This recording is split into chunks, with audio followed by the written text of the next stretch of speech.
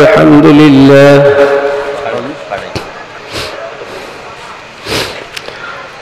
الحمد لله نحمده ونستعينه ونستغفره ونؤمن به ونتوكل عليه ونعوذ بالله من شرور أنفسنا ومن سيئات أعمالنا من يهده الله فلا مضل له ومن يضلله فلا هادي له ونشهد أن لا إله إلا الله وحده لا شريك له ونشهد أن سيدنا وسندنا ونبينا وشفيعنا وحبيبنا ومولانا محمدا عبده ورسوله الذي أرسله بالحق بشيرا ونذيرا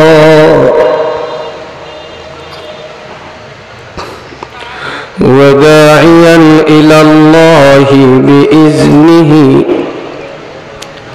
وسراجا منيرا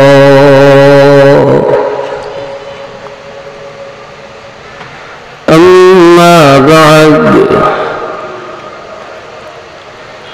فأعوذ بالله من الشيطان الرجيم بسم الله الرحمن الرحيم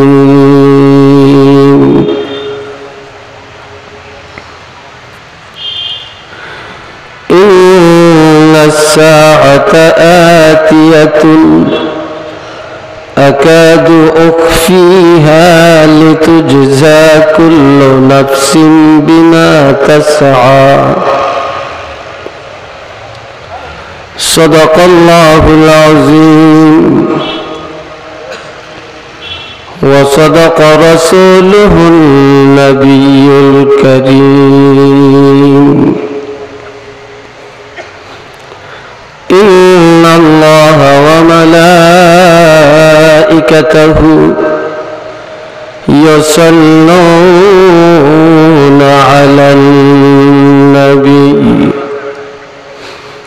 يا أيها الذين آمنوا صلوا عليه وسلموا تسليما صلى الله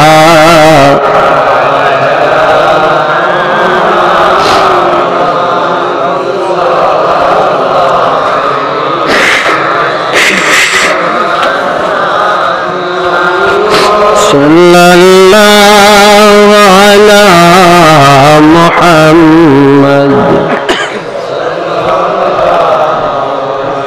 দুরূদ শরীফ একটু মহব্বতে পড়বেন।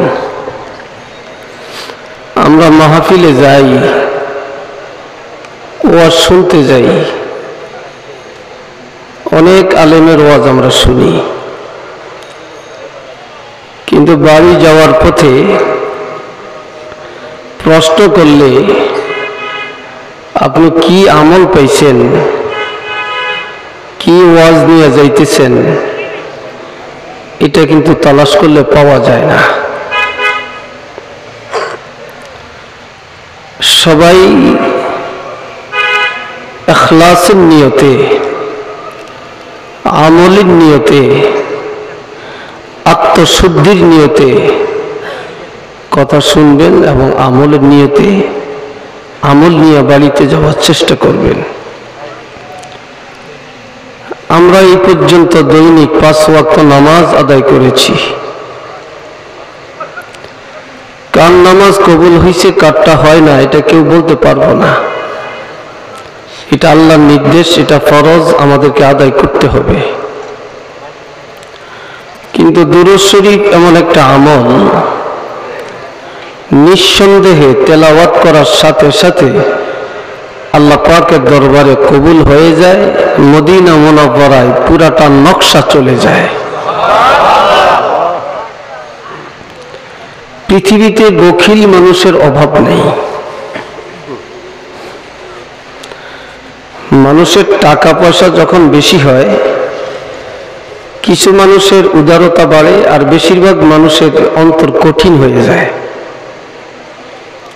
তো যত কঠিন অন্তরের মানুষ পৃথিবীতে আছেন, তার মধ্যে সবচেয়ে কঠিন হচ্ছে তারা যারা নবীর নামে, নবীর মহব্বতে দুরূদ শরীফ তেলাওয়াত করতে কৃপণতা করে। এর চেয়ে বড় কৃপণ আর কেউ হতে পারে না। আমরা সবাই একটু মহব্বতে উচ্চ আওয়াজে পড়ি, সাল্লাল্লাহু আলা মুহাম্মদ সাল্লাল্লাহু আলাইহি সাল্লাল্লাহু আলা মুহাম্মদ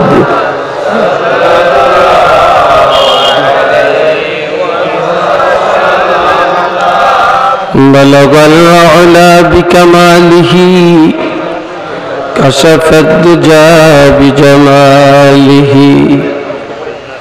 حسنت جميع خصاله صلوا عليه وآله الحمد لله। এই দুনিয়াটা মাস্তানি করার জন্য না রে ভাই, রংবাজি করার জন্য না, ধোঁকাবাজি করার জন্য না।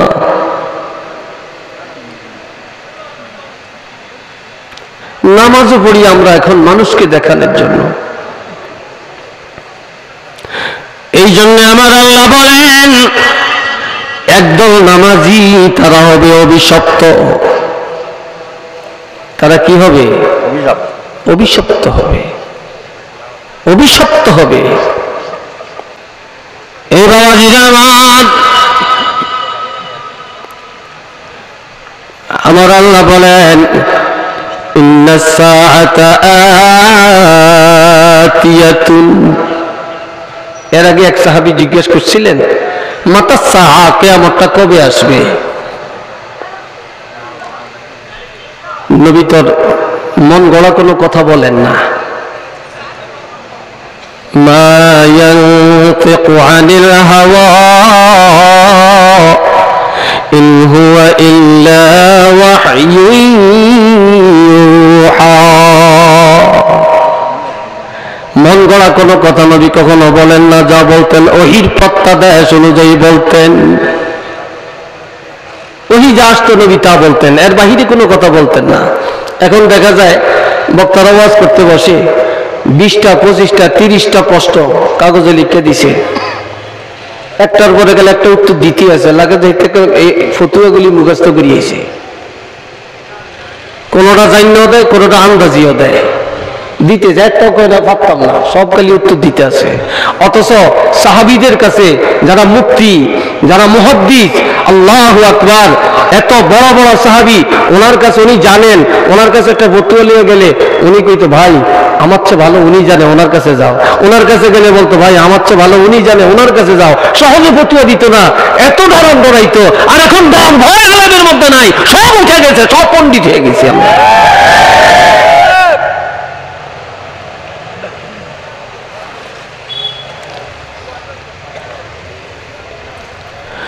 তখন জিবরিল আমিন আসলেন, আয়েশা কোরআন তেলাওয়াত করে শুনিয়ে দেন, বিসমিল্লাহির রহমানির রহিম, ইন্নাস সাআতা আতিয়া, অবশ্যই তোমাদের কাছে কিয়ামত আসবে, কিয়ামত আসবে। তবে আকাদু উখফিহা, এই আস্তে করে কেন আগামী বছর টিয়ে দিবেন, আওয়াজ হইল কেন? কানে কানে পিটে পারেন না?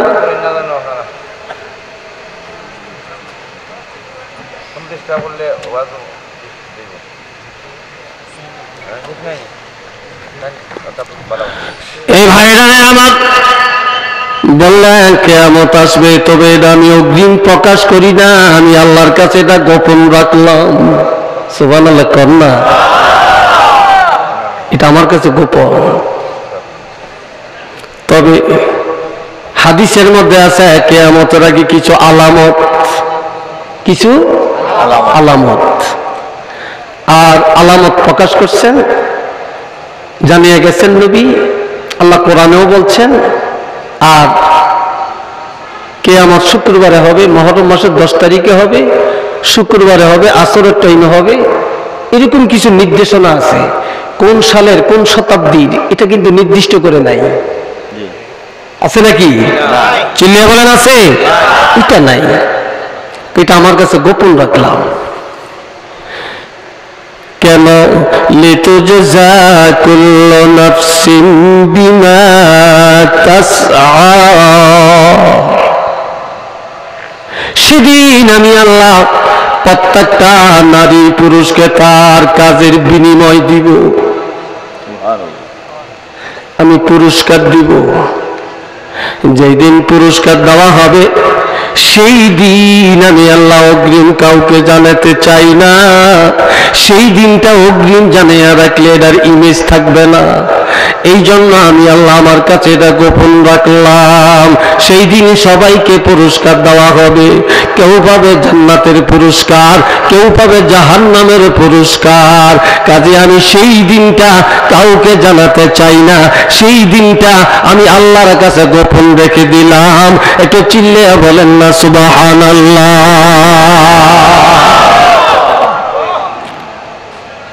সেই দিন আমার কাছে গোপন, আমি এটা গোপন রাখলাম। এবার যে যা পারেন করেন, খালি করেন আর লাফান। দিন তো একটা আছে, হিসাবটা দেওয়ান লাগবে, আল্লাহ দরবারে তো দাঁড়ান লাগবে, লাগবে কি না? লাগবে। বাবাজিরা রে আমার, এই দুনিয়া একটু সুখে থাকার জন্য, আরামে বাস করার জন্য, আলিশান জীবন যাপনের জন্য জায়গা কিনি, বাড়ি করি, হাইফাই করি, লন্ডন থেকে, আমেরিকা থেকে, ফ্রান্স থেকে আর্কিটেকচার দিয়া নমুনা নিয়ে বাংলাদেশে এসে বাড়ি করি, ঠিক না? বাড়ি করি সেই নমুনায়, কি হবে? আর আমার আল্লাহ বলেন فأما من ثقلت موازينه فهو في عيشة راضية। কিয়ামতের ময়দানে প্রত্যেকটা মানুষের নেক আমল বদ আমল পাল্লায় ওজন দেওয়া হবে। সেদিন যাদের নেক আমলের পাল্লা ভারী হবে, গুনার পাল্লাটা হালকা হয়ে যাবে। আমার আল্লাহ বলেন তারা পরম সুখে শান্তিতে আলিশানের সাথে জান্নাতের মধ্যে বসবাস করতে পারবে। একটু চিল্লিয়ে বলেন না সুবহানাল্লাহ। আল্লাহ, আমার কথা কি বিরক্ত পাচ্ছেন নাকি আপনারা? তাহলে একজন উড়িয়ে আবার আরেকজনের ডাকেন কি লেগা? কি তো হয়েছে? ও দূরের মানুষ না, অনেক আগে আইছে।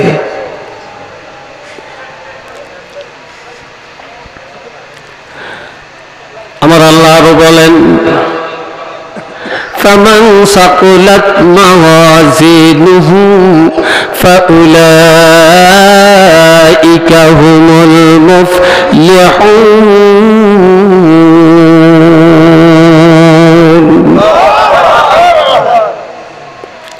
সেদিন যাদের এই দুনিয়া তো আছে দেখবেন, যেটা টাকা বেশি, যেতে নেতা হইতে পারছে, বোর্ডে পাস করছে, ব্যবসায় সাইন করছে, লন্ডনে যাইতে পারছে, আমেরিকা যাইতে পারছে।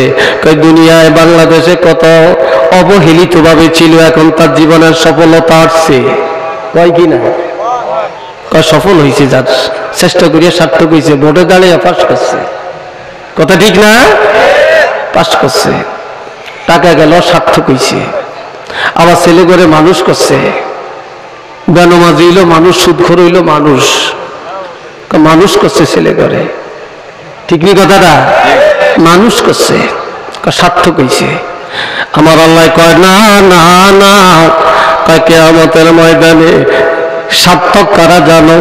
ছেলেরা বড় শিক্ষিত হলে সার্থক জীবন সফল হয় না, কোটিপতি হলে জীবন সফল হয় না, ধনী হলে জীবন সফল হয় না, ব্যবসায়ী হলে জীবন সফল হয় না, বড় নেতা হলে জীবন সফল হয় না, এমপি মন্ত্রী হতে পারলে জীবন সফল হয় না, চেয়ারম্যান মেম্বার হলে জীবন সফল হয় না, বড় নেতা হতে পারলে জীবন সফল হয় না, তারপরে পজারো গাড়ি নিয়ে চললে জীবন সফল হয় না, সুন্দরী বিবি পাইলে জীবন সফল হয় না, ছেলেরা মেয়েরা শিক্ষিত হলে জীবন সফল হয় না।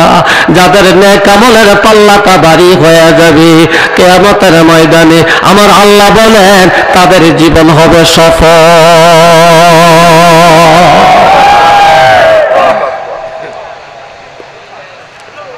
আপনার জীবনটা আপনি কোন পথে কাটাইয়া আপনার নেক আমলকে ভারী করছেন, তাহলে হবে আপনার জীবন সফল, এই ছাড়া জীবনের সফলতা আসবে না। আমার আল্লাহ বলছেন ওয়ামান খাফফাত মাওয়াজিনুহু ফাউলাইকাল্লাযীনা খাসিরু আনফুসাহুম। সবাই একবার বলেন আল্লাহু আকবার। আচ্ছা, দুনিয়াতে একটা জিনিস খুব সহজ মানুষের, আরেকটা জিনিস খুব কঠিন। কঠিন জিনিসটা কি বলতে পারবেন? আর সহজটা কি বলতে পারবেন? দেখি একজনে বলতে পারবেন নি? দেখি একজন পারতেন না। আমি কইলে আমার সাথে একমত হইবেন। দুনিয়াতে সবচেয়ে কঠিন কাজ হলো নিজের দোষটা প্রকাশ করে নেওয়া, নিজের দোষ স্বীকার করা, এটা সবচেয়ে কঠিন। অথচ এটা দোষের কোনো শেষ নাই, কাল সবার কাছে এটা ভালো কি ভাই কি করছি, নিজের দোষ চোখে দেখে না, কথা বুঝছেন? সবচেয়ে সহজ কাজ হলো পরের দোষটা প্রকাশ করা, ঠিক নেই? সবচেয়ে সহজ হলো পরের দোষটা প্রকাশ করে দেওয়া, আর সবচেয়ে কঠিন হলো নিজের দোষটা স্বীকার করে নেওয়া। এই পদের মানুষ পাইতেন না, আমরা নিজেরই পণ্ডিত মনে করি। আমার আল্লাহ বলেন এই দুনিয়ায় দোষ করে একজনে, দোষী হয় আর একজনে, গালি পোড়ায় একজনে, মামলা খায় আর একজনে, মানুষ মারে একজনে, জেল খাটে আর একজনে, কথা ঠিক নিও। এই ইতিহাস আসেনি না নাই? যারা বলেন আছে কি নাই? চুরি করে একজনে, চোর হয় আর একজনে, ঠিক না? ডাকাতি করে একজনে, ডাকাত হয় আর একজনে। আমরা কোন পদের মুসলমান? ভালোর পক্ষে মানুষ নাই, খারাপের পক্ষে অভাব নাই,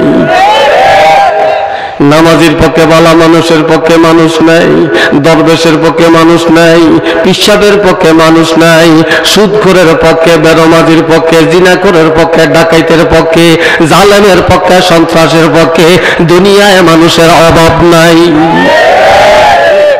ঠিক না? অভাব নাই, অভাব নাই। এখন আমার আল্লাহ বলেন এই আমরা এত মানুষ দাঁড়িয়ে রয়েছেন কিনলে কি কিরে জোয়ানরা বাবারা, তোরা তো আমার ছেলের সমান, বসো বাবা, ভাব বলছি বসো, আসো। তোমার এই বসাটা আল্লাহ নাজাতের উছিলা বানাবেন, আল্লাহ নাজাতের উছিলা বানাবেন। সবাই বসে যান, কেউ দাঁড়িয়ে থাকবেন না, আসছেন কষ্ট করে বসে যান, কথা শুনেন, ইখলাসের সাথে শোনার চেষ্টা করেন। আল্লাহ আমার আল্লাহ বলেন কিয়ামতের ময়দানে মুসিবতের দিনে যাদের নেক আমলের পাল্লাটা হালকা হয়ে যাবে, গুনার পাল্লাটা ভারী হয়ে যাবে। আল্লাহ বলেন, দুনিয়াতে কত মানুষের উপরে দোষরা চাপাইয়া দিছো, আজকে যখন জাহান্নামী হয়ে গেলা, নেক আমল কম হয়ে গেল, গুনাহ বেশি হয়ে গেল, ও বান্দা কার উপরে দোষটা চাপাইয়া দিবারে? কার উপরে দোষটা চাপাইয়া দিয়া সারবা?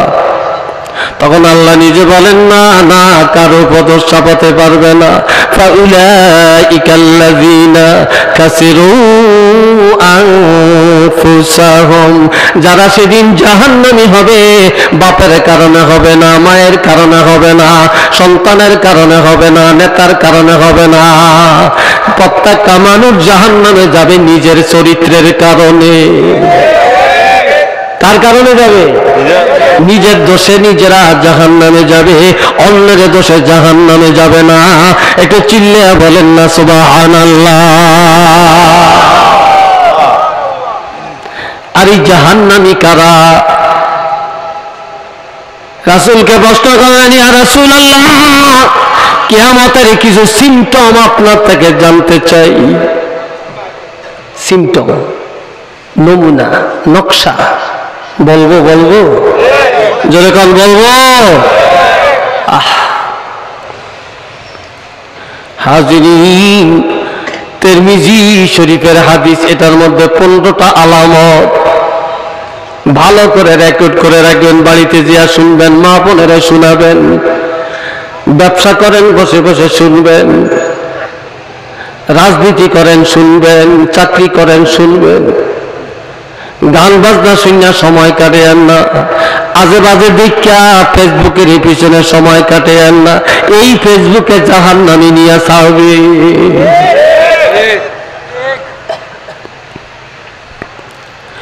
قال رسول الله صلى الله عليه وسلم إذا اتخذ الفيء دولا।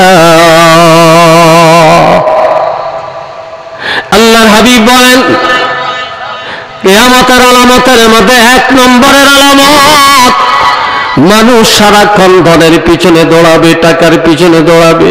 এটা হালাল না হারাম এটা চিন্তা করবে না, বুঝবে ভাবে টাকা, শুধু টাকা, শুধু টাকা, শুধু টাকার বান্ডেল। সুদের চিন্তা করবে না, হারামের চিন্তা করবে না, আল্লাহ পাওয়ার চিন্তা করবে না, কবরে যাওয়া লাগবে কি নিয়ে যাবে চিন্তা করবে না, কিয়ামতের ময়দানে কি নিয়ে দাঁড়াবে চিন্তা করবে না, শুধু সামান্য জীবন কিভাবে প্রতিষ্ঠিত করবে এই জন্য সারাক্ষণ টাকার পিছনে দৌড়াবে। আজান হবে, মসজিদ ভালো লাগবে না, কোরআন ভালো লাগবে না, ঘরে ঘরে কোরআন থাকবে, কোরআন তেলাওয়াত উঠে যাবে, আলেমের ওয়াজ আলেমের কাছে থাকবে, বাড়ি দিয়ে যাবে না। দুনিয়ার লোভে মানুষকে সব কিছু থেকে ফিরাইয়া রাখবে। একটু চিল্লে বলেন না নাউজুবিল্লাহ।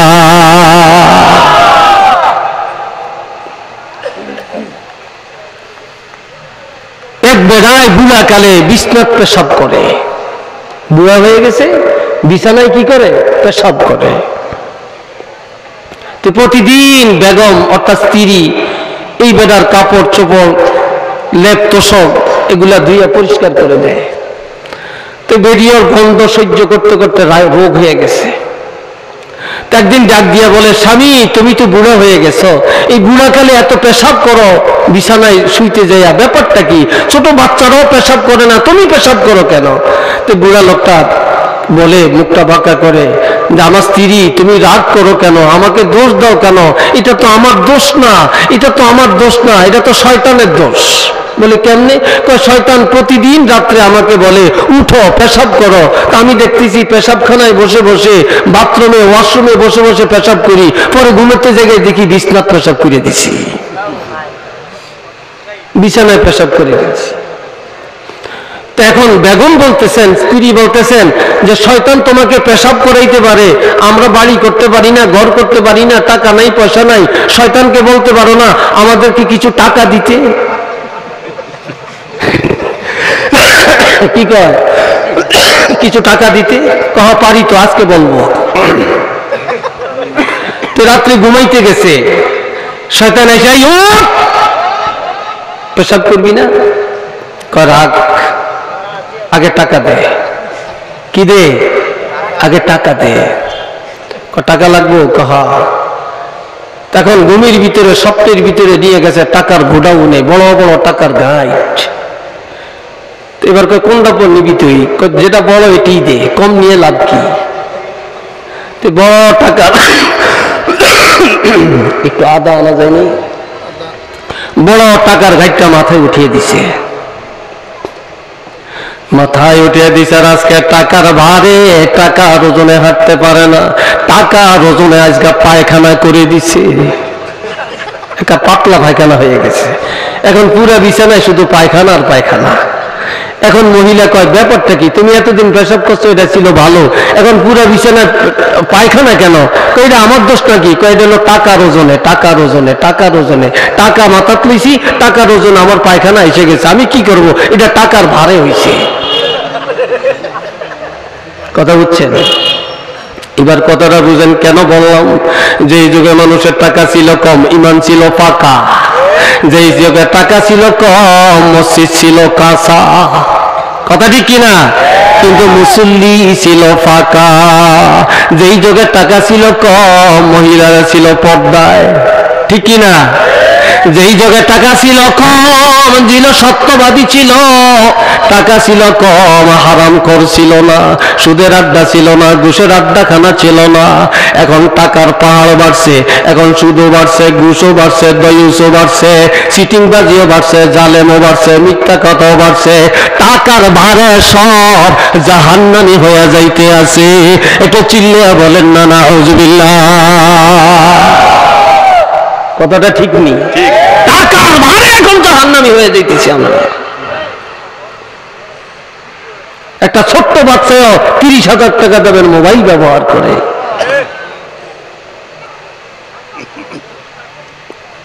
এই যারা উঠা বসার অভ্যাস, তারা এখানে বসবো না।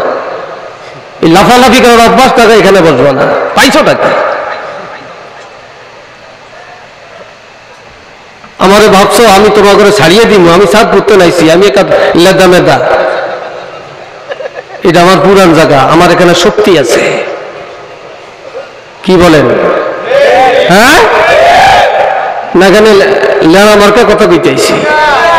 সবাই মহাব্বতে পড়েন সাল্লাল্লাহু আলা মুহাম্মদ সাল্লাল্লাহু আলাইহি সাল্লাল্লাহু আলা মুহাম্মদ সাল্লাল্লাহু আলাইহি।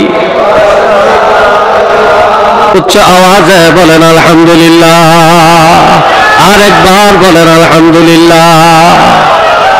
কিছু কিছু আছে সন্ত্রাস মার্কা আলেমরা দেশ খাইছে। তাহলে পদ্মা নদী আর মেঘনা নদীর আর বঙ্গোপসাগরের মাটি ডিম কে খাইছে?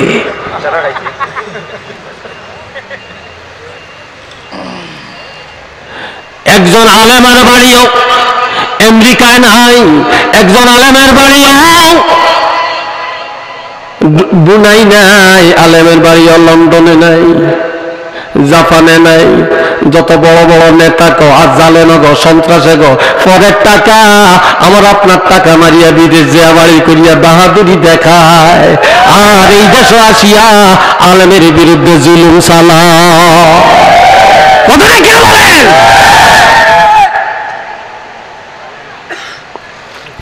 কয়টা আলেম আর কয়টা ছাত্র, কয়টা বালা মানুষ রাস্তায় গাড়ি থামায়। রাত্রে আপনারা আসে দেখেন না, আমরা তো ওরা গভীর রাত্রে আসা যাওয়া করি। হায় হায়, পুলিশ বাহিনীরা যেভাবে বড় বড় ট্রাকগুলি থামায়, বাসগুলি থামায়, ইশারা দিয়া থামায়া এক একটা টাকার থেকে 150, 200, 500 টাকা পর্যন্ত চাঁদা আদায় করে। এইভাবে জায়গায় জায়গায় মনে মনে যখন একটা ট্রাক দেখে, একটা পিক আপ দেখে, হায় হায়, এখান থেকে পাথর যায়, পাথরের ট্রাকগুলি থামায়, বালু যায়, সিলিকশন যায়, এগুলা থামায়া থামায়া পুলিশেরা হাজার হাজার টাকা চাঁদা আদায় করিয়া নেয়। এরা আবার হুজুর গিরে হুজুর হাতে হ্যান্ড করা লাগায়া, হুজুররা কিনলে এই কথা কইল, এই কথা কইল, হুজুর করে নিয়ে জেলখানা। কথা ঠিক না?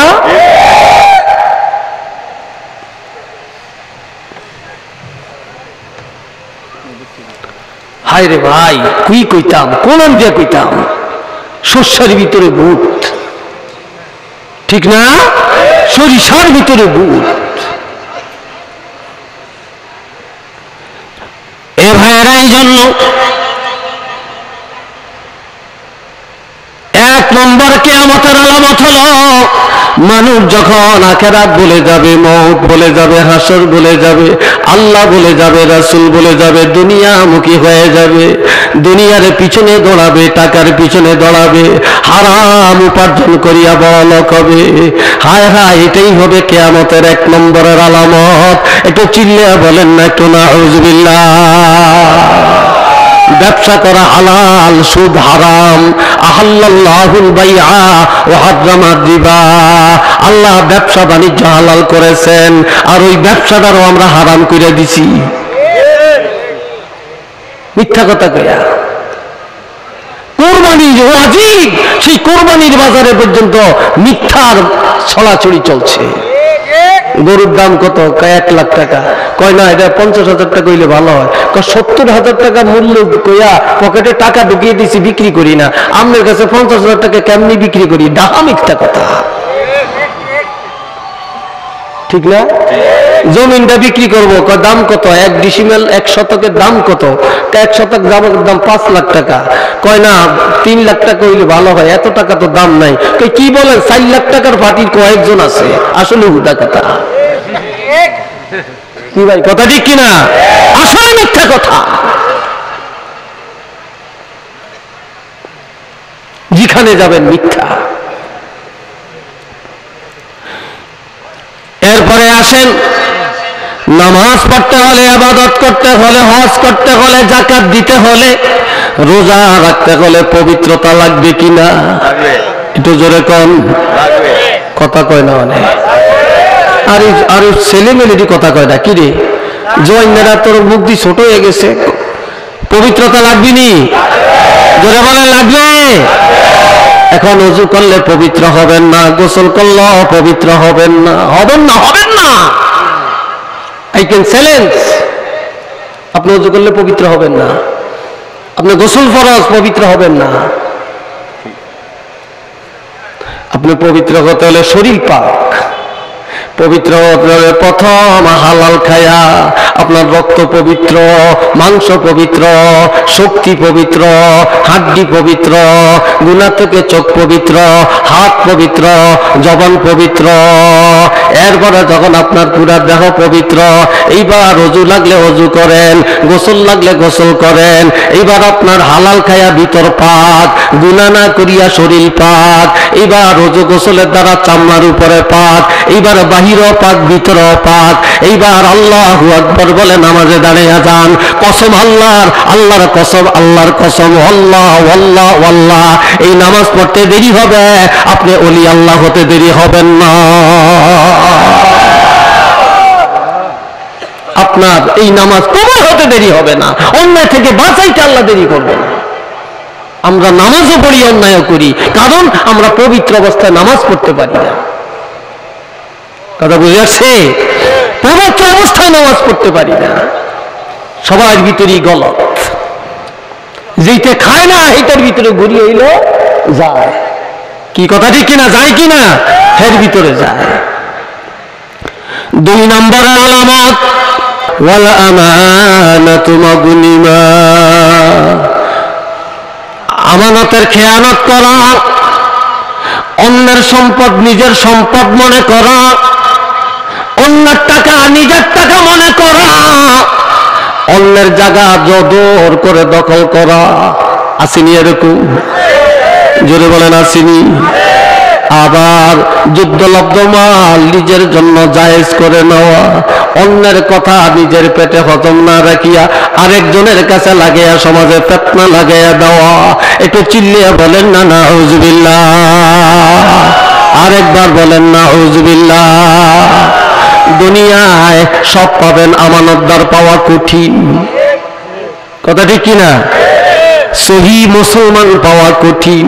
দুনিয়ায় তালাশ করলে ভালো ডাক্তার পাবেন, ভালো ইঞ্জিনিয়ার পাবেন, ভালো মেম্বার পাবেন, ভালো চেয়ারম্যান পাবেন, ভালো এমপি পাবেন, ভালো মন্ত্রী পাবেন, ভালো প্রেসিডেন্ট পাবেন, ভালো আলেম পাবেন, ভালো বক্তা পাবেন, ভালো মুফতি পাবেন। হায় হায়, বাজারে গেলে ভালো মাছ পাবেন, ভালো গোশ পাবেন, ভালো দুধ পাবেন, ভালো গরু পাবেন, ভালো ছাগল পাবেন। দোকানে গেলে ভালো স্বর্ণ পাবেন, ভালো রূপা পাবেন, ভালো তরকারি পাবেন। কিন্তু এই দুনিয়ায় তালাশ করলে বর্তমানে ভালো একজন ইমানদার পাওয়া কঠিন। কি কথা ঠিক কিনা?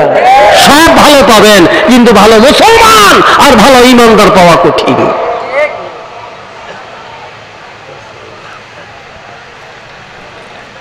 অনেক মহিলারাও একজনের থেকে কথা কিনে আরেকজনের কাছে নিয়ে বিক্রি করে, ঠিক কিনা? আমরা হুজুররাও এক জায়গায় কথা কিনি আরেক জায়গায় বিক্রি করি, সগল করি। আর কি গীবত, গীবত এক জায়গায় বসলে দুইজন তিনজনে খালি পরের সমালোচনা, নিজের সমালোচনা করি না, খালি পরের সমালোচনা করি। 3 নম্বর আলামত ওয়াজ্জাকাতু মাগরিমা। নাউযুবিল্লাহ কোন তোরে বলেন নাউযুবিল্লাহ, আরেকবার বলেন নাউযুবিল্লাহ। বাবাজিরা ও বন্ধুরারে আমার, যাকাত দেওয়াটাকে জরিমানা মনে করা, এটা কিয়ামতের আলামত। মাহফিলে চান্দা উঠান লাগে না, গরিবেরা ধনীর দরজায় যায় হাত পাতা লাগে না। যদি ধনী হিসাব করে যদি যাকাত দেয়, তাহলে এই দেশের লিল্লা বোর্ডিং টাকা খায়াও কুলায় না, এতিমেরা টাকা খায়াও কুলায় না, গরিবেরা ঘর বাড়ি করিও কুলায় না। এই দেশের ধনীরা হিসাব করে যাকাত দেয় না, যদিও দেয় থাকবা বলে কিছু দেয়, নাম ফুটায়, এরপরে হিসাব করে 1 টাকা পর্যন্ত যাকাত দেয় না। যাকাত দেওয়াটারে জরিমানা মনে করে, যাকাত দিলে সম্পদ কমে যাবে এটা মনে করিয়া যাকাত দেয় না। এটা কিয়ামতের আলামত। একটু চিল্লে বলেন না নাউযুবিল্লাহ। বর্তমানে যাকাত দেওয়াই না বেশি, খাওয়াই না কম, হিসাব জানে না। এই জন্য যারা যাকাত দিতে পারে তারাও যাকাতের জন্য যায় হাত পাতে, ঠিক নেই? হিসাব জানে না। যার কাছে 200 দিরহাম রূপা বা 52.5 তোলা রূপা মূল্য যার কাছে আছে, 52.5 তোলা রূপার দাম বর্তমান বাজারে 85,000 টাকা। কত হাজার? জোরে বলেন কত হাজার? 85,000। এই একটা লোকের সংসার, লেখাপড়া, ডাক্তার কবিরাজ, ঔষধ বড়ি, পোশাক আদি আসবাবপত্র সবকিছু সম্পদ মিটানের পরে 1 বছর হাউলান হাউল কারো কাছে যদি 1 বছর 85,000 টাকা জমা থাকে, বছরের শেষে শতকরা 2.5 টাকা তাকে যাকাত দিতে হবে। এটা তার উপর ফরজ। সে যাকাত খাইতে পারবে না, সে যাকাত দিতে হবে। যার 1 লাখ টাকা তার 2,500 টাকা যাকাত। তাহলে এরকম যার 10 লাখ টাকা আছে তার কত? 25,000 টাকা যাকাত। যার 1 কোটি টাকা আছে তার 25 লাখ টাকা যাকাত। এইভাবে যাকাত যদি দিতেন তাহলে এই দেশের গরিব, অভাব, অনটন কিছু থাকতো নাকি? আর জোরে বলেন থাকতো? থাকতো না। ভিক্ষা করা লাগে না। এই জন্য আমার আল্লাহ বলেন قد أفلح المؤمنون الذين هم في صلاتهم خاشعون। ইমানদারেরা নাজাত পেয়ে গেছে। কেন? ইমানদারেরা ধৈর্যের সাথে একাগ্রতার সাথে নামাজ আদায় করে। والذين هم عن اللغو معرضون, বেহুদা কথা থেকে জবানটা বাঁচিয়ে রাখে। والذين هم للزكاة فاعلون, ইমানদারেরা হিসাব করে যাকাত আদায় করে। ঠিক না কথা? ঠিক না? হিসাব করে যাকাত আদায় করে। আপনার যাকাতের 3 অর্থ। আপনারা কি বিরক্ত পাচ্ছেন নাকি? কষ্ট পাইতেছেন নাকি? হ্যাঁ জোরে কোন কষ্ট পাইতেছেন? আমি কথা সংক্ষেপ করবো নাকি? হ্যাঁ, আমি আর 10 মিনিট 15 মিনিটের মধ্যে কথা গুছিয়ে এনে ফেলবো। রাজি আছেন আপনারা? রাজি নাই? কেন রাজি নাই? কি আমার বিষ থামাইতেন বলছেন নাকি? কি ভালো, খুশি হলাম। আল্লাহ আপনাদেরকে কবুল করুক না আমিন। আরেকটা বার বলেন আমিন। এবার এরারে আমার শুনেন, খুব খেয়াল করে শুনবেন। আমার কলিজার টুকরা যুবকদের জন্য আমি খাস করে আজকে দোয়া করব। আমি মুসাফির, তোমরা আমার ছেলের মতো, আল্লাহ যেন তোমাদেরকে কবুল করে কোনা আমিন। ছাত্র ভাইদের স্কুল কলেজ মাদ্রাসা যে যেখানে আছে দোয়া করব আজকে খাস করে, আল্লাহ যেন কবুল করে কোনা আমিন। আমানত রক্ষা করবেন, যাকাত দিবেন। জাকাতের তিন অর্থ। জাকাতের এক অর্থ হলো বৃদ্ধিকরণ, জাকাত দিলে মাল বাড়ে কমে না। জাকাতের দুই নম্বর অর্থ হলো পবিত্রকরণ, জাকাত দিলে মাল পবিত্র হয়, নাপাক হয় না। জাকাতের তিন নম্বর অর্থ, জাকাত দিলে যেই সম্পদটা থাকবে এটা খাইলে আপনার আত্মা পবিত্র হবে, মাল পবিত্র হবে, আর এই হালাল খানা খাইলে আপনার ইবাদত কবুল হবে। আর আপনি জাকাত দিতেন না, আপনি যা খাইছেন হারাম খাইছেন, আপনি পরের হক খাইছেন। একটু নাউজুবিল্লাহ জোরে কইতেন না রে ভাই। আল্লাহ। এরপরে আসেন, এবার আসে আরেকটার মধ্যে খুব গুরুত্বপূর্ণ, ওয়াতাআল্লামা লিগাইরিদ্দীন। দুনিয়া হাসিলের জন্য ইলম শিখবে, নিজের নাম ফুটানোর জন্য ইলম শিখবে, বক্তা হবে, সুনাম বাড়াবে, আবার মুফাসসির হবে, মুহাদ্দিস হবে, মানুষে বাবা আলেম বলবে, বাহবা দিবে। এই জন্য দুনিয়া অর্জনের জন্য ইলম শিখবে, আল্লাহকে পাওয়ার জন্য ইলম শিখবে না। একটু চিল্লিয়া বলেন না নাউজুবিল্লাহ। এরকম আসেনি বর্তমানে? হ্যাঁ, আজকে আলেম আর আলেম বানাইতে চায় না। মা বাপের নিয়ত খারাপ, তো মাদ্রাসায় পড়িয়া কি চাকরি করবে, মাদ্রাসায় পড়িয়া কে বাদ দিবে। অথচ একজন হাফিজে কোরআন না খেয়া মরে না, একজন আলেম বিপদে থাকে না। আলেম গো খানা আল্লাহর পক্ষ থেকে আল্লাহ ব্যবস্থা করে, ইজ্জতি খানা আল্লাহ সরবরাহ করেন। একটু মারহাবা কোন। আমরা খাইতাম চাই না, যেই সব খানা আমাদের সামনে আল্লাহ হাজির করে, এগুলো তো আমরা দেখলে খাইতামই চাই না, খাইতেই তো পারি না। প্রধানমন্ত্রী এত ভালো খানা খায় না, একজন মসজিদের ইমাম, একজন মুয়াজ্জিন যত ভালো খানা খায়, একজন হাফেজ সাহেব, কারি সাহেব যত ভালো খানা খায়, এটা বিশ্বাস হয় আপনাদের? প্রেসিডেন্ট এত ভালো খানা খাইতে পারে না। আমরা আজকে এক দেশে খাইলাম, কালকে আরেক দেশে খাইলাম, পরশু আরেক দেশে খাবো।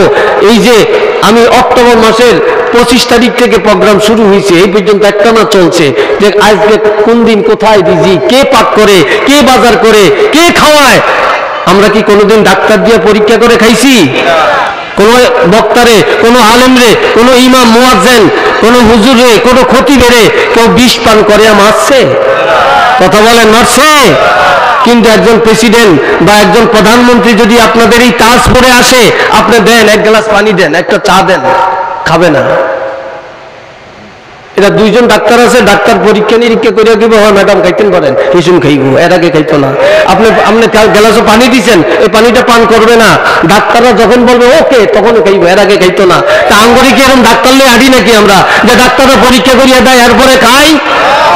তাহলে আচ্ছা যদি খানা আলেমদের আর কি হতে পারে বলেন? একটু সুবহানাল্লাহ বলেন, আল্লাহু আকবার বলেন না, মাশাআল্লাহ বলেন না, নারায়ে তাকবীর, নারায়ে রিসালাত।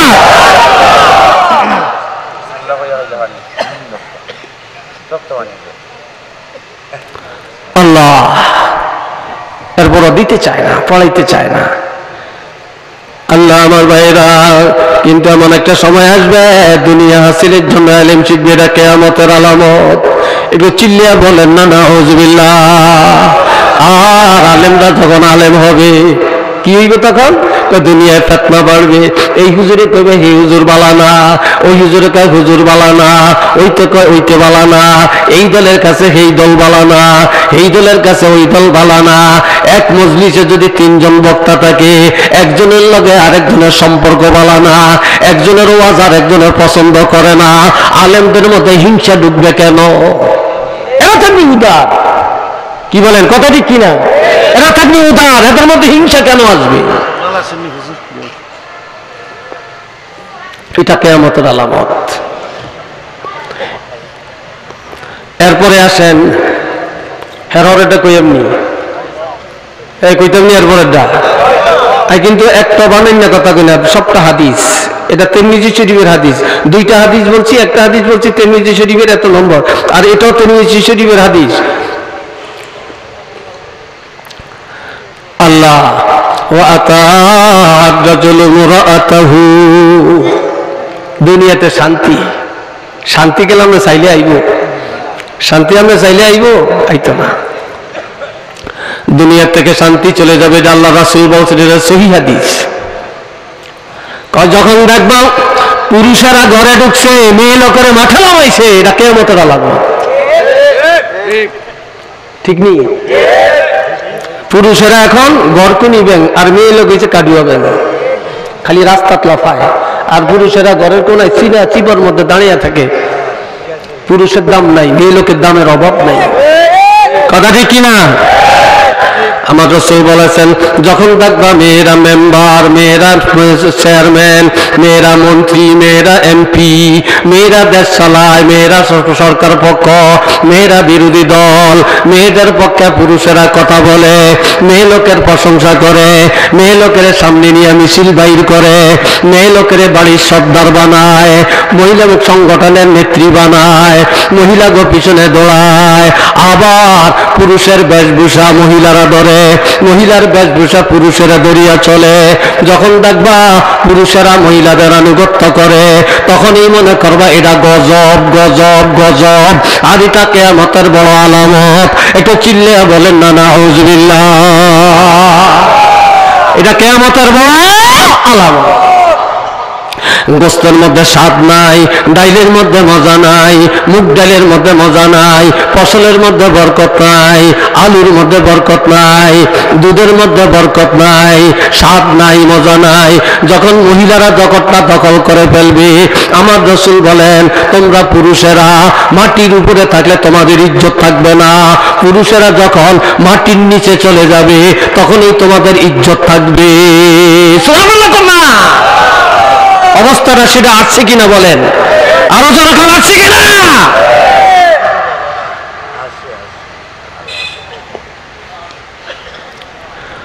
আল্লাহ ওয়া আতা'আর রাজুলু মুরাআতাহু এরপরের দেখই এটার মধ্যে আরো কথা আছে কইতাম না শুধু সংক্ষেপে পয়েন্টগুলো বলে যাই ওয়া আক্কা উম্মা বিবির দাম মার দাম নাই স্ত্রীর দাম আছে মার দাম নাই শাশুড়ির দাম আছে মার দাম নাই নাউজুবিল্লাহ কইতেন না আরে তো যারা বলতাম না লন্ডনের থেকে আসে শাশুড়ি আমাকে আম্মা কেমন আছেন ভালো আমি অমুক দিন আসতে আছি কিন্তু লন্ডন থেকে বাড়িতে আসে নিজের জন্মদাত্রী মা ওই মায়ের খবরটা জানে না কত বড় ব্যাগ করলে ফোলা কি কথা ঠিক হ্যাঁ জানে না আবার বিয়ে করে আপনি বিয়ে করছেন আপনি শ্বশুর শাশুড়ির যে ইজ্জতটা আপনি দেন কিন্তু দেখা যায় আপনার স্ত্রীর মা বাপের ইজ্জত আপনি দিতে জানলেন আর আপনার স্ত্রী আপনার মা বাপের ইজ্জত দেওয়াটা শিখে না মহিলারা শ্বশুর শাশুড়ির দাম দিতে চায় না কিন্তু স্বামী ঠিকই শ্বশুর শাশুড়ির দাম দেয় ঠিক না দাম দেয় কথা বলতে ইজ্জত দিয়ে দেয় আর অনকার মহিলারা আয় হায় শাশুড়িরে হার আর মারিয়া লায় শেষ পর্যন্ত না টিকতে পারলে তো ওই ভিডিও কল লাগায় তোমার মা এরম কইছে এরম কইছে ওরম কইছে তোমার বাবা আর এরম কইছে আমি এরা থাকতাম না খাইতাম না আরে যদি রাখতে হয় আমি তোমার ভাত খাইতাম না আই যাই আমি গিয়া আর কিছু মতো যা আছে আর যদি আরে রাখতে হয় তো গোয়ালা বাজার বাসা একটা লো আনলে সিলেট বাসা একটা লো আনলে ঢাকা বাসা লো হিয়ানো থাকতাম আমি হপ্তে খাইয়াম তুমি এত চিন্তা করেন না আমি এই মেলও খাইতে পারতাম না এরম ভাই ফুসলানি দিয়া স্বামীরই বুঝাইয়া আরেকখানে নিয়ে বাসা একটা থাকে আর বুড়া মা আর বুড়া বাবার খবর নাই আর মার সাথে অপমানি করিয়া তুমি দেখালো হইবা এটা কিয়ামত কিয়ামত কিয়ামত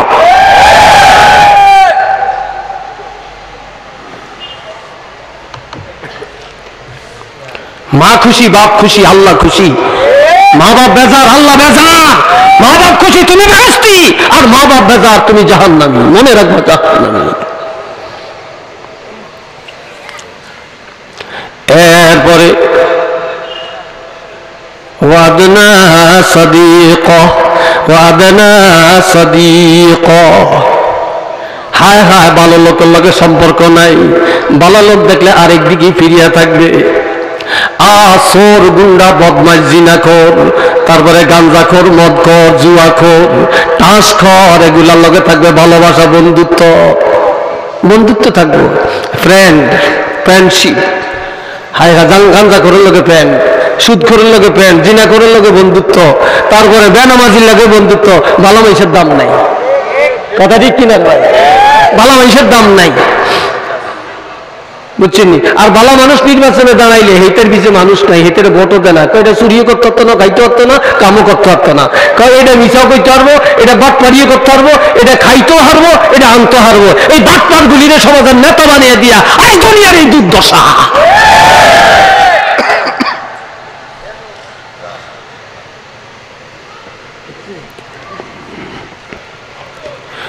ওয়াদনা সাদিকা, এই দুশ্চরিত্র মানুষ এদের সাথে বন্ধুত্ব করে চলবে। এরপরে ওয়াকসা আবাহু, কিয়ামতের আলামত, বাপের যুক্তি পরামর্শে, লেনদেনে, বিবাহ শাদীতে, আদান প্রদানে বাপের দূরে সরে আর এক বুকেতে বুঝে না, এতে হইকিল্লা মানুষ, বুড়া মানুষ, কি জানে। বাপের লগে যুক্তি পরামর্শ থাকবে না, বাপের দাম দিবে না, বাপের কথার মূল্য দিবে না। ছোটরা বড় বুঝে, বেশি বুঝে এরা নেতৃত্ব দিবে, বাপের দাম দিবে না, বাপের দূরে সরে রাখা, এটা কিয়ামতের আলামত। একটু চিল্লিয়ে বলেন না নাউজুবিল্লাহ। এটা কিসের আলামত? কিয়ামতের আলামত। বাপের দাম নাই, বাপে বুড়া, বাপে বুঝে না। এতে পুরান যুগের মানুষ, হেতের এত কথা জানান যাইবেনি। বিয়া করিয়া লাই বাপে জানে না, মায় জানে না, মায় জানে না, বাপে জানে, ওই সিটার বন্ধুটাই জানে। কি কথা ঠিক কিনা? সিটার বন্ধুটাই জানে। আবার আরেকটা বড় কিয়ামতের আলামত, এটা এখন সবার কাছে, এটা এখন আজমালি হয়ে গেছে, এটারে দোষ মনে করে না। গার্লফ্রেন্ড, বয়ফ্রেন্ড, মাইয়া গইল বয়ফ্রেন্ড, ছেলে গইল গার্লফ্রেন্ড। কথা ঠিক কিনা? একটু নাউজুবিল্লাহ বলতেন না? আরো যারা বলতেন না? ও কলিজার টুকরা জওয়ানেরা, গার্লফ্রেন্ড বলতে কোনো শরীয়ত নাই, আর বয়ফ্রেন্ড বলতে কিছু নাই। এগুলা হারাম, হারাম, হারাম, হারাম। এই হারাম পথে যারা যায় বরকত উঠে যায়, স্বাদ উঠে যায়।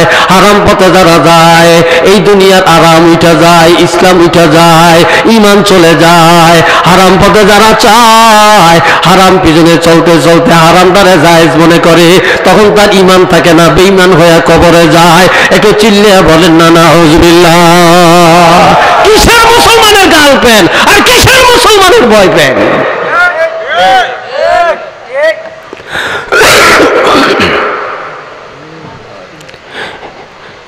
আল্লাহ এগুলার থেকে বেঁচে থাকবেন। এটা কিয়ামতের আলামত, এটা গজব। এরপরে হলো ওয়াজারাতিল আসওয়াতু ফিল মাসাজিদ। এবার মসজিদগুলি কত সুন্দর, কত ভালো, কত বড়, কত হাইফাই, টাইস, মৌজা, ঠিক নি কথা? টাইস, মৌজা, কত হাইফাই। তারপরে আল্লাহ আপনার ঝাড়বাতি টাতি লাগে, মসজিদটা হাইফাই করিয়া লাই। আমরা কতদূর হাইফাই হয়েছি, আমরা কতদূর ভালো হয়েছি, মসজিদ তো ভালো হয়েছে, আমরা কতদূর ভালো হয়েছি? আমরা তো ভিতরে সব কাঁচা, আঙ্গ ভিতরে তো গলত, আমরা তো ভালো হইতে পারি না। উর্ফি দিয়ে জাম হয় না ভালো হয়েছে, আমরা ডগ ছাড় মারুর না ভালো হয়েছে, আমরা অন্তর ভালো নি। আল্লাহ তো কয় ইন্নাল্লাহা লা ইয়ানজুরু ইলা সুওয়ারিকুম ওয়া আমওয়ালিকুম। আল্লাহ তোমাদের কারো সুরত চায় না, আল্লাহ কারো টাকাও চায় না, ওয়ালাকিন ইয়ানজুর ইলা কুলুবিকুম। আল্লাহ তোমাদের অন্তরগুলি চায়। কার অন্তর ভালো, আল্লাহ শুধু অন্তরটা দেখে, আর কিছু দেখে না। আল্লাহর হাবিব একদিন বললেন, 8টা বেহেশত দৈনিক একটা লোকের জন্য আল্লাহর কাছে ফরিয়াদ করতেছে, আর 8টা বেহেশতি দরজা খুলে রাখছে একজন ব্যক্তির জন্য। নবী বলতেছে, হযরত আবু বকর সিদ্দিক রাদিয়াল্লাহু বলেন, ইয়া রাসূলুল্লাহ, সেই লোকটাকে যার জন্য 8টা বেহেশতি অপেক্ষা করতেছে, এই বেহেশতকে আমার মধ্যে পাঠান, ওই বেহেশতকে আমার মধ্যে পাঠান, ওই বেহেশতকে আমার মধ্যে পাঠান। এই 8টা বেহেশতই এইভাবে আল্লাহর কাছে দৈনিক প্রার্থনা করতেছে, আল্লাহ এই লোকটাকে আমার কাছে পাঠান। তখন সাহাবী আবু বকর সিদ্দিক রাদিয়াল্লাহু আল্লাহর হাবিবকে প্রশ্ন করলেন, ইয়া রাসূলুল্লাহ, সেই লোকটাকে? আল্লাহর হাবিব বলেন, লাআল্লাহু আনতা, লাআল্লাহু আনতা, আমি রাসূল মনে করি সম্ভবত সেই লোকটা তুমি আবু বকর। একটু জোরে কন্যা সুবহানাল্লাহ ভাই। সেই লোকটা তুমি আবু বকর, কারণ তোমার অন্তর ভালো, দুনিয়ার লোভ তোমার মধ্যে নাই, যার জন্য তোমার মধ্যে রাসূলের প্রেম ভালো, তোমার মধ্যে আল্লাহর সন্তুষ্টি আছে, তোমার মধ্যে আখিরাত আছে, তোমার মধ্যে ঐক্য আছে, তোমার মধ্যে মানুষের উপকার আছে। আল্লাহ তোমার অন্তরটা কোমল করে দিয়েছে, যার জন্য 8টা জান্নাতেই তোমার জন্য অপেক্ষা করতে আছে।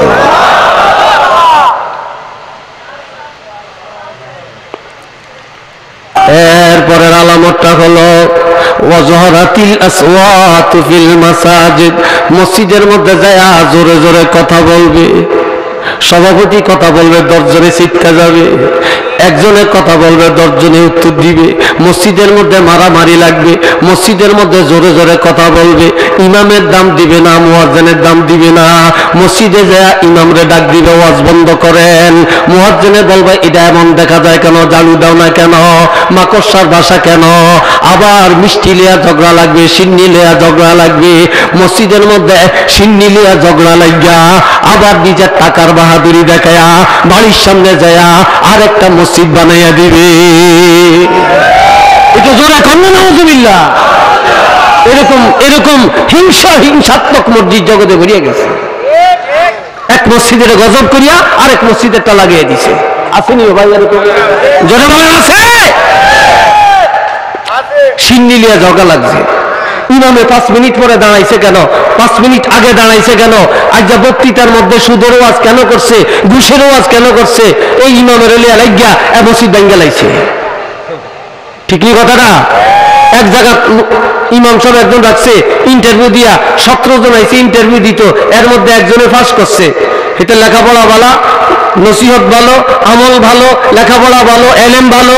এবার সভাপতি সেক্রেটারি ব্যাকি মিল্লা বলছে যে হুজুর আপনারে ভালো চেয়ে রাখছি, 17 জনের মধ্যে আপনি পাস করছেন, তবে ইনশাল্লাহ আপনি কোরআন হাদিসের ওয়াজ করিয়েন, হক কথা কইয়েন, আপনার ওয়াজ হইলে ব্যাকে যেন খুশি হয়। তো প্রথম দিনেই ইমাম সাহেব শুরু করছে বেনমাজির শাস্তি, বেনমাজি শাস্তি। সভাপতি তো উইলে যেতে আছে, হেতে একটু সভাপতি এনেছে, টাকার গরমে বানাইছে, কিন্তু আসলে নামাজ মসজিদের দ্বারাও যায় না। আর নামাজটা এসে যে হুজুর আপনারা রাখছি ভালো মনে করিয়া আপনি যে প্রথম জমি আমারে দর্শন ঘটনা কি, আমি ধরলাম কথা না, আপনি যা ওয়াজ করছেন দেখেন আরে করছেন, কেউ মনে আপনারা কানে কানে বলছে যা সভাপতি নামাজ কম পড়ে এই জন্য আপনি আমার বিরুদ্ধে যে ওয়াজটি করছেন। কয় না, আমি তো আপনার বিরুদ্ধে করি না, আর আপনার কথা আমার কাছে কেউ বলেও না। কয় না, আমি দেখছি আপনি যখন ওয়াজ করেন তখন আপনি চোখ করিয়া করে হাত দিকে একটু চাইছেন, তো বুঝা গেল আর এই ওয়াজটি করছেন। বাটপার কত চিন্তা করেন, এমন বাটপার সভাপতি দুনিয়ার মসজিদগুলি নাপাক করিয়া লাইছে।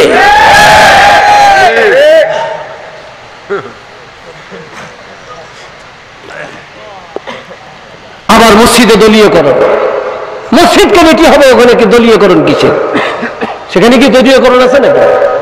হ্যাঁ, কোন দল? আর ওখানে দল কিসের আবার মসজিদে? হরের জুমায় যাচ্ছে সুদের ওয়াজ। কিসের ওয়াজ? সুদের ওয়াজ। আজকে তো সেক্রেটারি ফ্যাট হাঁটিয়ে দিতেছে, নামাজটা শেষ হয়েছে। হুজুর বুঝলাম না, আপনার এত ভালো ইমাম রাখলাম, আপনি প্রথম জুমায় আপনি সভাপতির জারিয়া ওয়াজ করলেন, আজকে দ্বিতীয় জুমায় আপনি আমি সেক্রেটারি আমারে এইভাবে কইলেন, আমার আল্লাহ টাকা দিছে, মানুষে নেয়, আমারে কিছু লাভ দেয়, তো এই জন্য কেউ মনে আপনারা জানিয়ে দিছে, এই জন্য আজকে আপনি সুদের ওয়াজ এইভাবে আমারে করছেন। কয় আমি তো আপনার ওয়াজ করি না, আমি তো কোরআন হাদিসের ওয়াজ করছি। কয় না, আপনার কথা মানি না, আমি দেখছি আপনি যখন ওয়াজ করেন আপনি আপনার টেরে টেরে হাত দিকে চান, তো বুঝে গেলাম না আমারই ওয়াজ করছেন। একটু নাওয়াজিবিল্লাহ করেন। হ্যাঁ, নিজের দোষে নিজে দাবা খাইছে। কেউ খাইছেন এখন? ওরকম সুদখোর সেক্রেটারি মসজিদে আছে কি নাই? আরো যখন আছে কি নাই? মসজিদে সুদখোর সেক্রেটারি হবে কেন?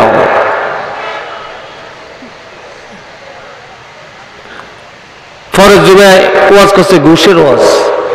কিসের ওয়াজ? ঘুষের ওয়াজ। এখন ঘুষের ওয়াজ হচ্ছে, আর ওই জয়েন্ট সেক্রেটারি হিতের কুলজে হারিয়ে দিতেছে, হিতে সরকারি চাকরি একটা করে, তো ব্যাকে মুট করিয়া তারপর খামের ভিতরে করিয়া হিতরে তো দেয়, আর মানুষের কাম ফান্দে ফালাইয়া মাসাল্লাহ টাকা পয়সা লইয়া এটা কাম বানায়। তাহলে ঘুষের ওয়াজ করছে, ওয়াজ শেষ হয়েছে হুজুর বুঝলাম না, প্রথম জুমায় সভাপতি, দ্বিতীয় জুমায় ধরলেন সেক্রেটারি, তৃতীয় জুমায় ধরলেন আমি জয়েন্ট সেক্রেটারি, আমারে ধরলেন ঘটনাটা কি?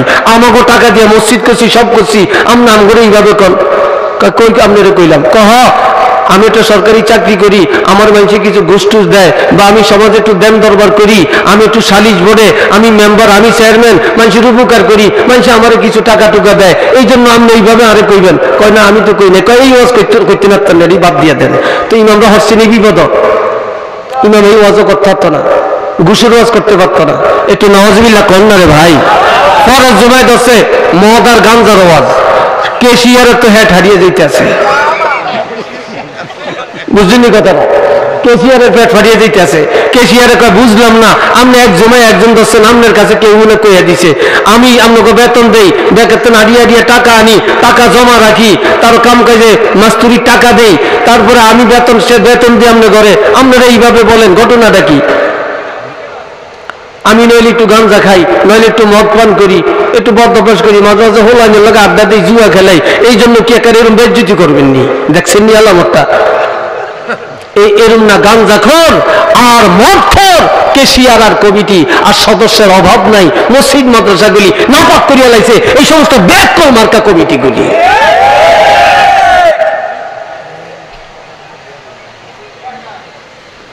আল্লাহ হেফাজত করুক, চিল্লি এখন আমিন, আর একটু যখন আমিন।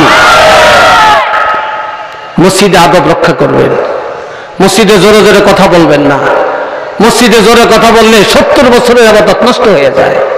ইমামের ইজ্জত দিবেন, ইমামের ক্ষমতা আছে 5 মিনিট আগে নামাজ দাঁড়াইতে পারবে, 5 মিনিট পরেও দাঁড়াইতে পারবে, আধা ঘন্টা পরেও দাঁড়াইতে পারবে, ইমামরে অর্ডার দেওয়ার ক্ষমতা কারো নাই।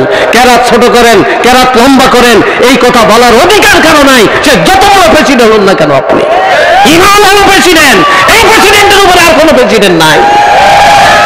জোরে বলার আছে কি নাই? আপনি ডেলি রুজি করেন, আপনি ডেলি রুজি করেন 5 লাখ 10 লাখ, আপনি ডেলি রুজি করেন 5,000 10,000 20,000, আর একজন ইমাম সাহেবের বেতন দেন মাসের শেষে 5,000, একজন মুয়াজ্জিনের বেতন দেন 3,000, বেতন বাড়াইতে কইলে টাকা দিয়ে কি করেন? টাকা দিয়ে কি করেন? আপনি লাখ লাখ টাকা কামাই করেন, আপনার টাকা দিয়ে কি করেন? আপনার দিনে জিজ্ঞাসিলেন না, আপনি ইমামের বেতনের কাছে এসে বলেন টাকা দিয়ে কি করেন? কি ভাই কথা ঠিক কিনা? ইমামের পেট নাই, ইমামের ছেলে মেয়ে নাই, ইমামের মা বাপ নাই, বাড়িঘর নাই, আছে কিনা বলেন? আছে না? তাহলে আমরা কোন আক্কেলে আমরা নিজেরা টাকার পাহাড় বানাই? ইমাম মুয়াজ্জিনের কাছে গেলে টাকা নাই, মসজিদে গেলে টাকা নাই, মাদ্রাসায় গেলে টাকা নাই। এগুলি কিয়ামতের আলামত। এই তো আজকে দেখলাম ফেসবুকে ইমাম মেহেদী আলাইহিস সালাম নাকি নাজিল হয়ে গেছে। যদি নাজিল হয় তবে নাউজুবিল্লাহ, আমি এত হলে বলতাম না, এটা সত্য তো হইতে পারে, চুপ থেকে এটা বলা জাইনা লই, আর একটু বুঝা লই, নাকি বলেন? তবে ইমাম মাহাদি নাজিল হইছে এবং পাকিস্তানে প্রকাশ হইছে, তবে উনি এখনো জেনারেল সাধারণ মানুষের মতো এখনো যে ইমাম মেহেদী হিসাবে আত্মপ্রকাশ হয় না, সেটা প্রকাশের সময় এখনো বাকি আছে।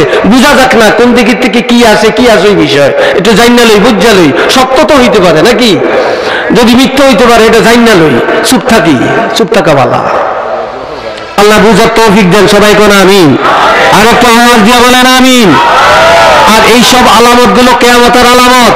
আর আরো আলামত আছে, আরো আলামত আছে সামনে।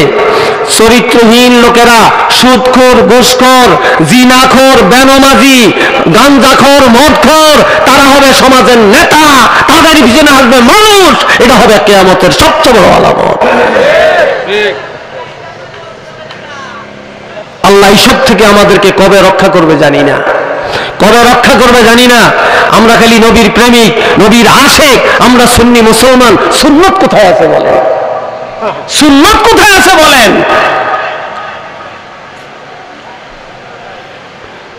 আজকে আর কথা নাই, এখানেই শেষ। আসেন সবাই মিলে দাঁড়াই। ইয়া নবী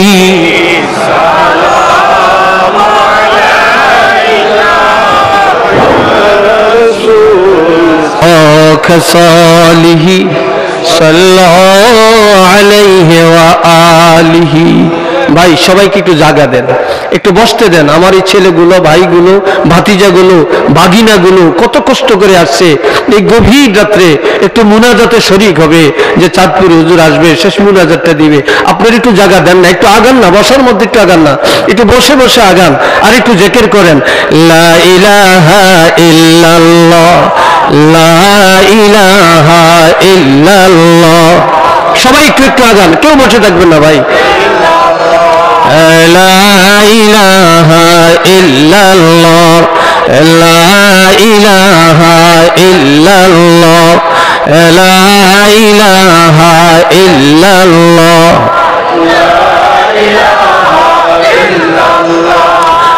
লা ইলাহা ইল্লাল্লাহ। আপনারা আগান না কেন, কথা রাখেন না কেন? নির্দেশ পালন করা সবচেয়ে বড় আদব। সবাই বসে বসে আগান, এতগুলো লোক দাঁড়িয়ে রয়েছে, এরা কি বসবে না? আসেন একটু একটু আগান, একটু একটু আগান। লা ইলাহা ইল্লাল্লাহ,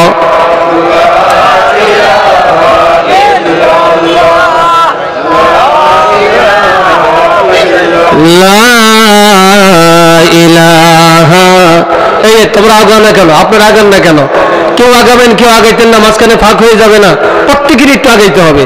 লোক আটবাও না এখানে, এখন দেখবেন লোক আটবাও না এখন। আপনারা বলছেন, যুবকরা বসে রয়েছে, দেখছো আলামত। আপনার এই যে জায়গাটা ফাঁক হয়ে গেল, আপনারা আগাচ্ছেন না কেন? কেন আগাচ্ছেন না বলেন? সবাই জিকির করে আল্লাহ আল্লাহ আল্লাহ আল্লাহ আল্লাহ আল্লাহ আল্লাহ আল্লাহ